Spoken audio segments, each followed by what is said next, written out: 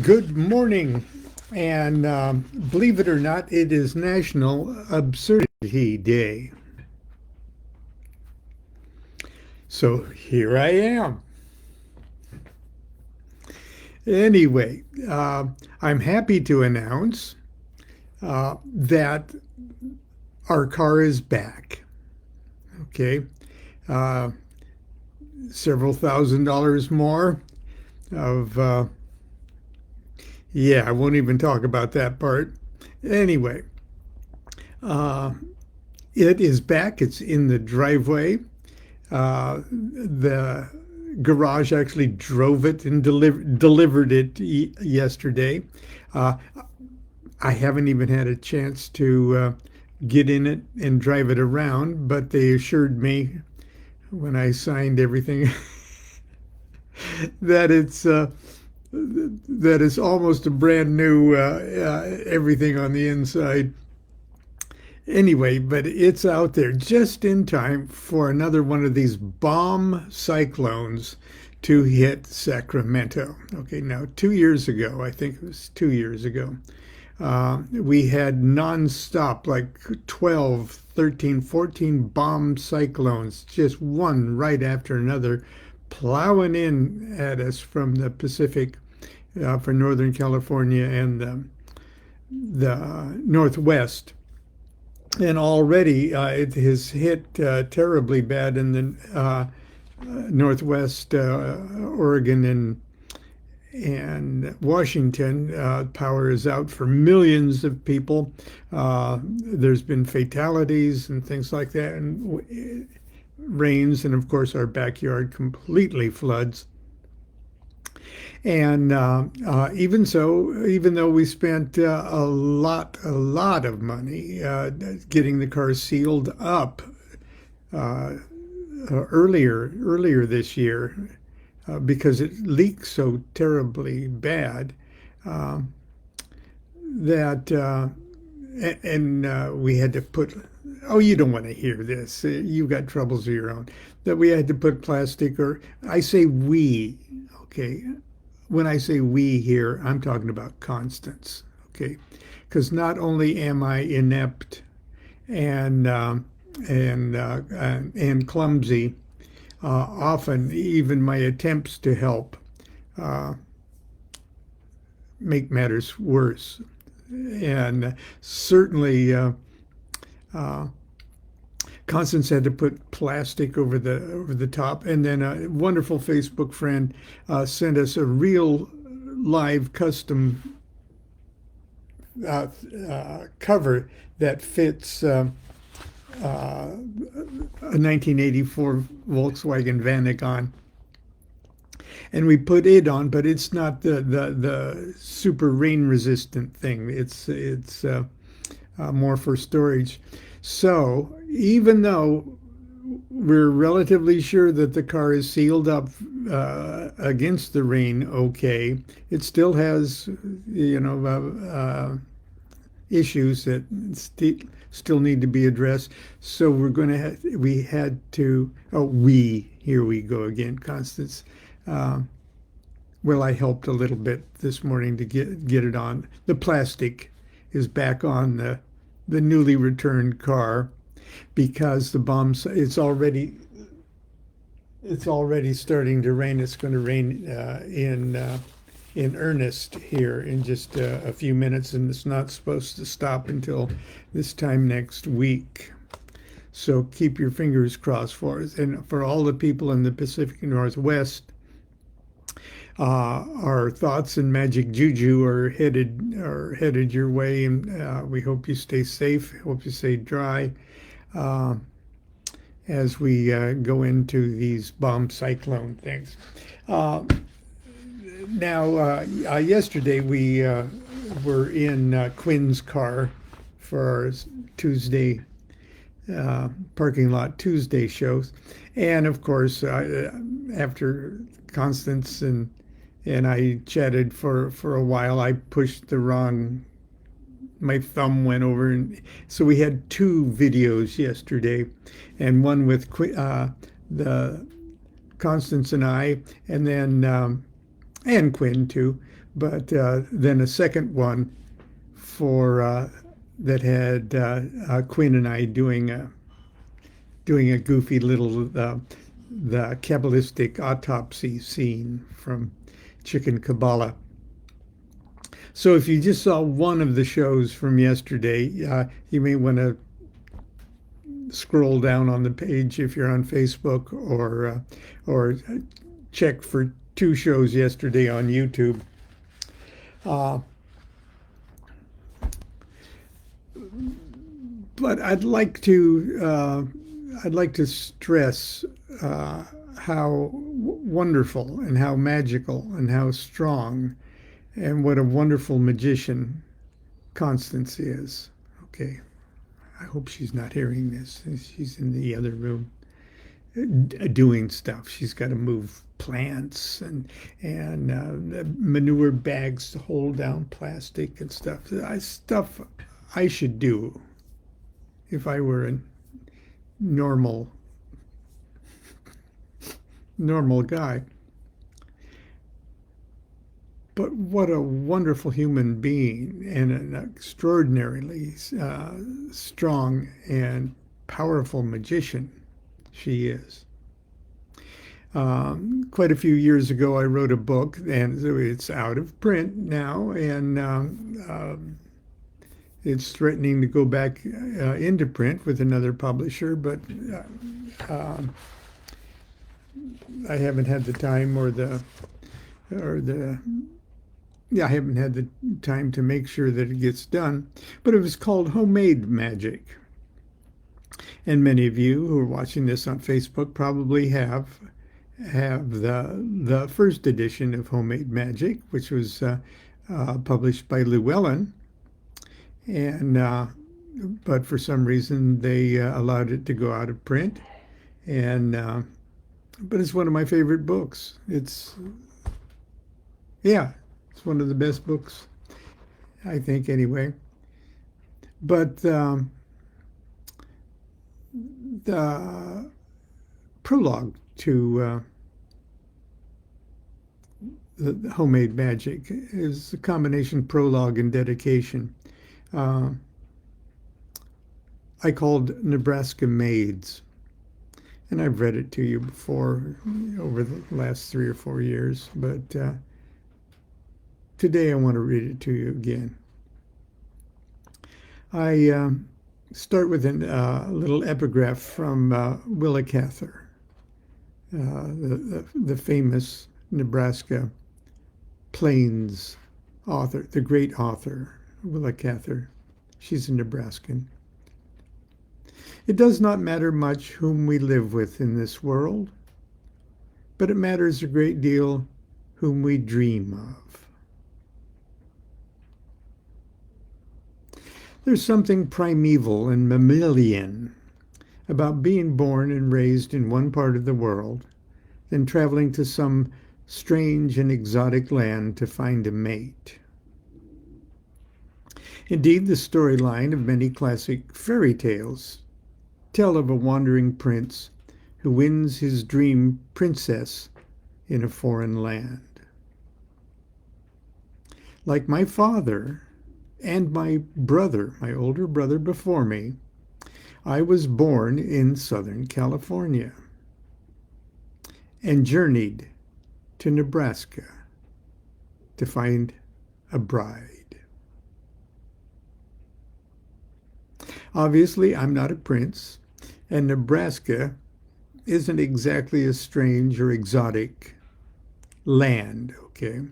But to a 7-year-old Southern California boy, that's how old I was when I moved there, rudely uprooted from his sunny home, the Cornhusker State, as it was called in those days. Now it's the Beef State, I think. But I digress.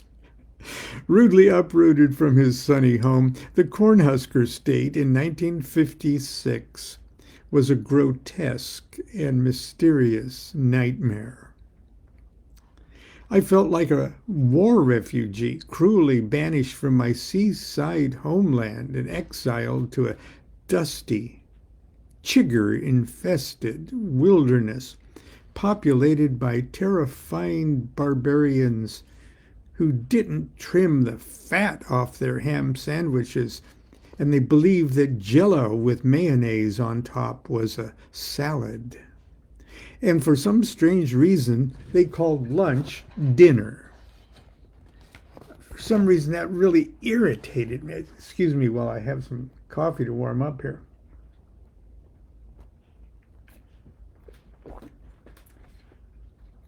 The little school I went to for about 6 months in Wallace, Nebraska, tiny little place. And it was like a 100-year-old school, and it was like cowboy days.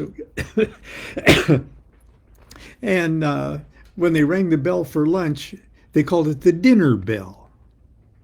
And what I didn't know or appreciate at the time was that for farmers and rural people, lunch was the big meal of the day. You have a nice breakfast, go out and work your ass off in the field or wherever, and then at lunchtime, you're really ready for a big honkin' lunch, and then you work it off in the afternoon. So they call that dinner.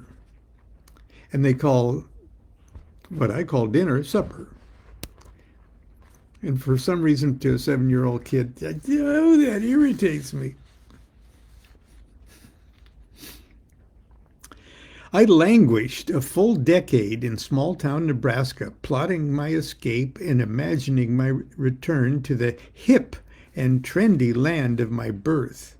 I was watching it on television, the birth of rock and roll, and it's cool. And later on in high school, the hippies and the LA scene. I was just tortured. Okay.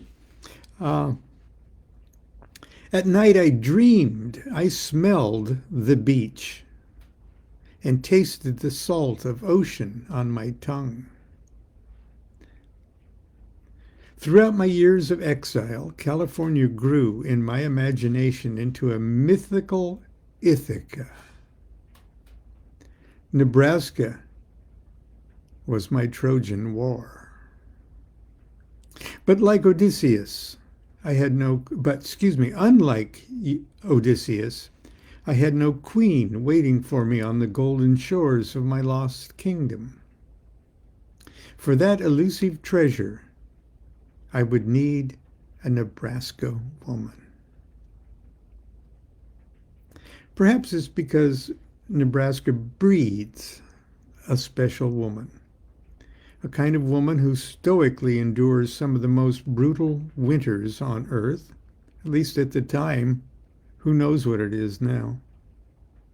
Months on end when bitter Arctic winds blow down from Canada and sweep through the Dakotas, shielded by nothing higher than prairie grass.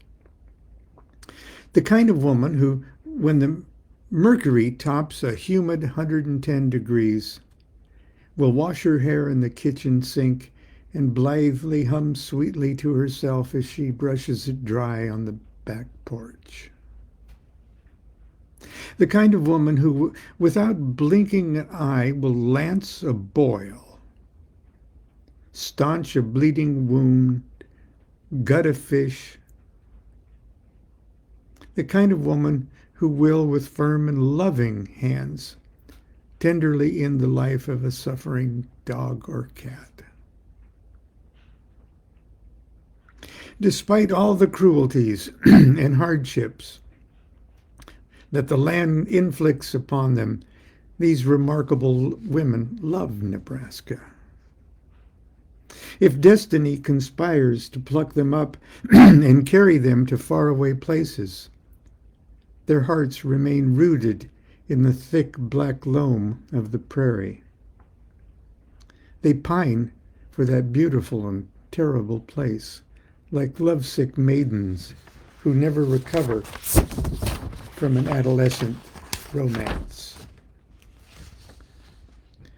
Change of seasons pulls their hearts back to the awesome land that wooed them so roughly.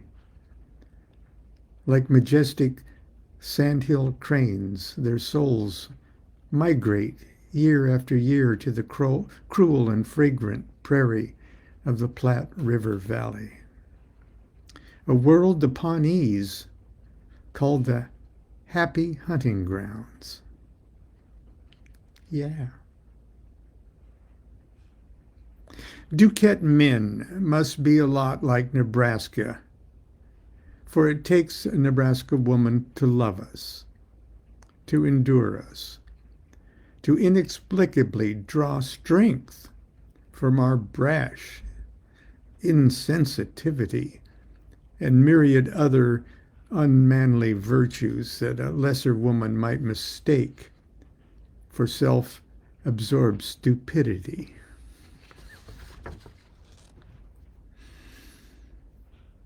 In 1966, my Nebraska odyssey ended when I returned to California immediately after high school graduation and began classes at Orange Coast College in Costa Mesa.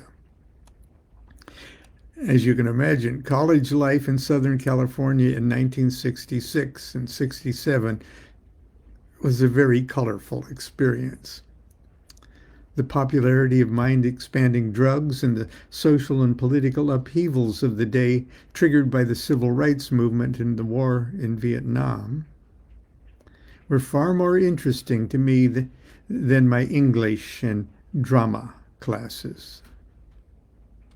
I was profoundly affected by my experiences with LSD and soon began to seriously turn my attention to the study and practice of Eastern mysticism, especially Hindu philosophy and yoga.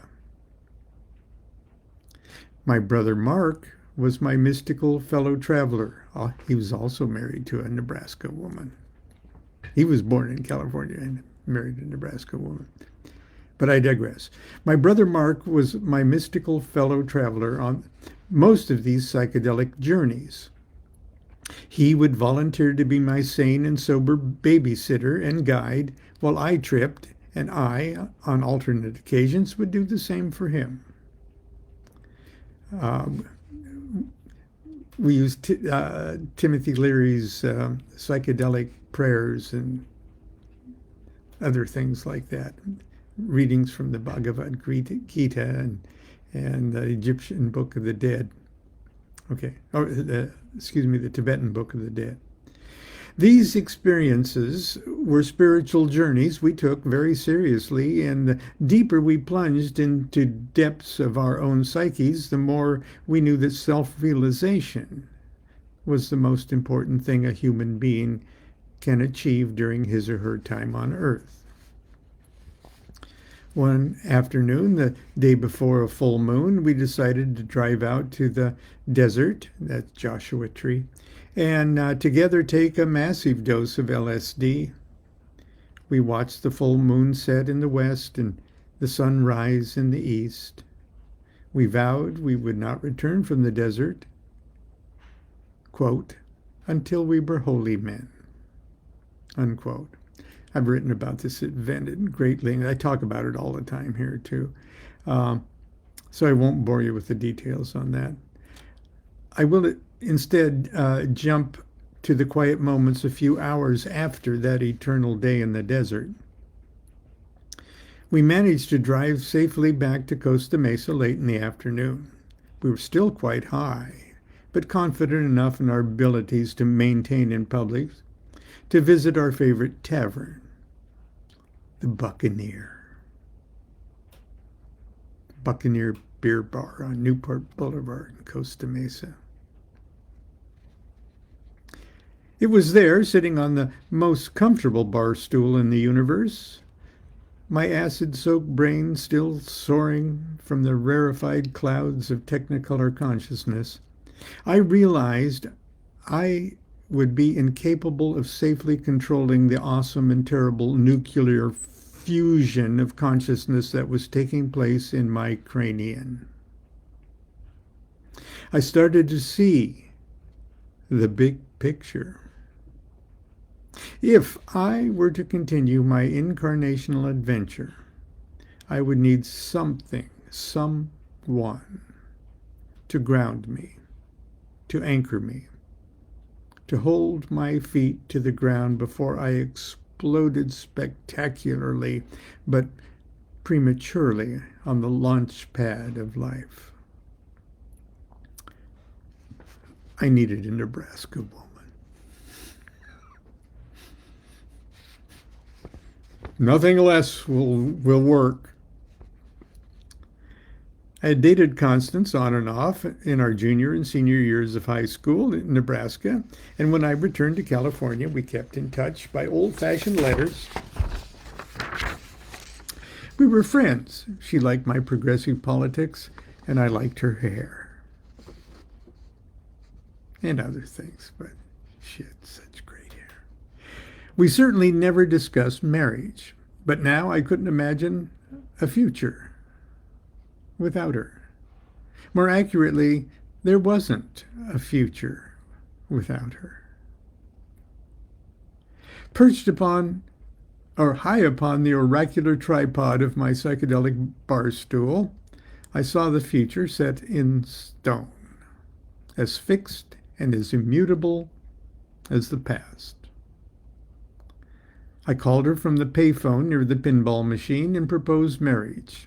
To this day, I can't tell you why I asked, and to this day, she doesn't know why she said yes.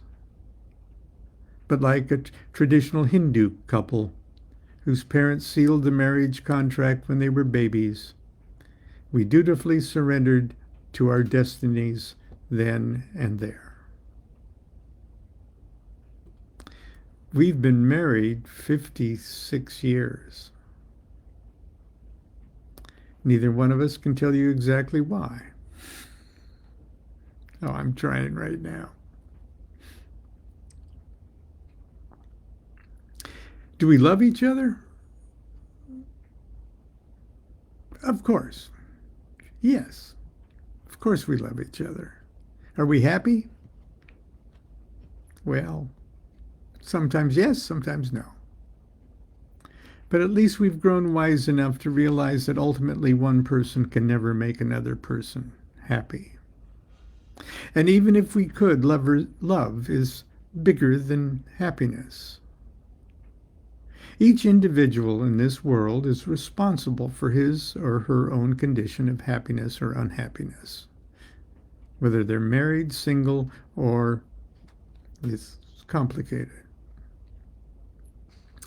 What does all this have to do with homemade magic? And my answer is simple. The foundation of my life, my home, my work, my magic, is built upon the foundation that is the love, the support, the opposition, the criticism.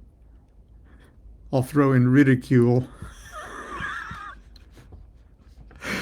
The irritation, the wisdom, and the ruthless condemnation of this Nebraska maid. Constance is a supernatural force of nature, an awesome and terrible magical being, a goddess, a devil, an angel, a harpy, a demon, an awesome and terrible magical being. She's also the archetypal wife, mother, and grandmother. But greater than all these things, she is her own unique universe. She is, by every relevant sense of the term, a living saint. Take it from me. It's not easy being the mortal husband of a saint. Any envy you might feel for me and my extraordinarily good matrimonial fortune must also be accompanied by an outpouring of profoundest pity. For even though I am blessed many and unique and admirable qualities, I'm not a saint. It's important that you remain mindful of that cruel irony as I attempt to relate a few of our family adventures in the pages of the book.